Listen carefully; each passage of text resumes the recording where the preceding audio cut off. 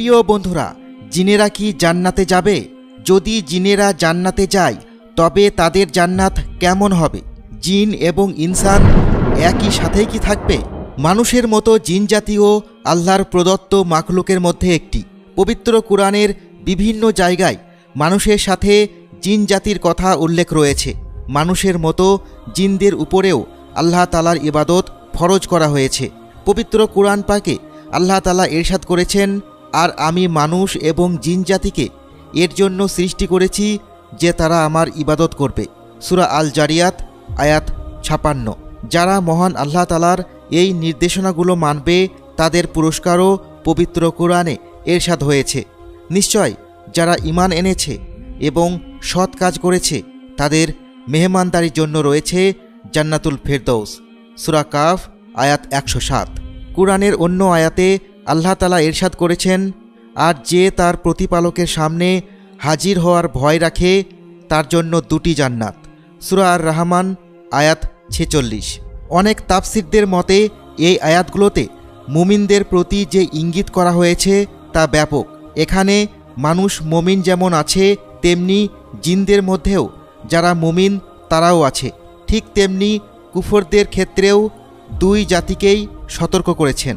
মানুষ হোক বা জিন, যারাই আল্লাহ তাআলার আদেশ অমান্য করবে তাদেরকেই মৃত্যুর পর কঠিন শাস্তি দেওয়া হবে। কুরআনে ইরশাদ হয়েছে, নিশ্চয় আমি জাহান্নাম ভরে দেব জিন এবং মানুষ দ্বারা একত্রে। সূরা হুদ আয়াত 119। অন্য আয়াতে ইরশাদ হয়েছে, আমি বহু সংখ্যক মানুষ এবং জিনকে জাহান্নামে দেওয়ার জন্য সৃষ্টি করেছি এবং তাদের হৃদয় আছে কিন্তু সেই হৃদয় দিয়ে উপলব্ধি করে না, তাদের চোখ আছে কিন্তু তা দিয়ে দেখে না, তাদের কান আছে কিন্তু তা দিয়ে শোনে না, তারা জন্তু জানোয়ারের মতো বরং তার থেকেও পথভ্রষ্ট, তারা একেবারে বেখবর।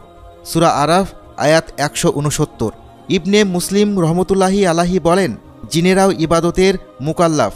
তাদের মধ্যে যারা কুফরি করবে তারা জাহান্নামে যাবে এবং যারা আল্লাহর ইবাদতে মশগুল থাকবে তারা জান্নাত পাবে। জিনেরা চতুষ্পদ প্রাণীর মতো মাটি হয়ে যাবে না। জিনেদের মধ্যে যারা কাফের তারা যে জাহান্নামে যাবে এই ব্যাপারে কোনো মতানৈক্য নেই, কিন্তু মুমিন জিনেরা জান্নাতে যাবে কিনা তা নিয়ে মতানৈক্য রয়েছে। তবে তাদের জান্নাতে যাওয়ার মতটি বেশ গ্রহণযোগ্য।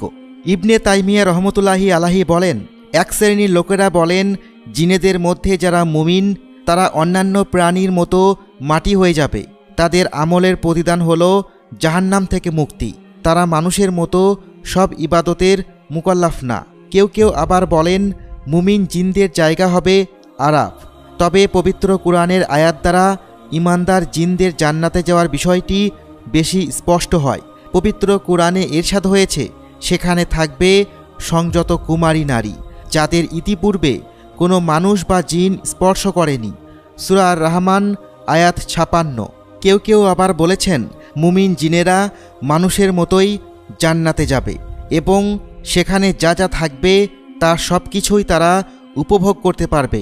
তবে সব কিছুর মালিক আল্লাহ তাআলা জিন এবং ইনসানকে নিয়ন্ত্রণ করেন, তাই এই সব কিছু আল্লাহ তাআলার উপরে ছেড়ে দেওয়াই ভালো।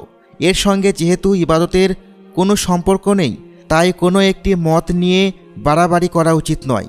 মুসলমান ভাই ও বোনেরা, আজকের ভিডিওটি এই পর্যন্ত। আপনারা ভালো থাকবেন, সুস্থ থাকবেন। আল্লাহ হাফেজ।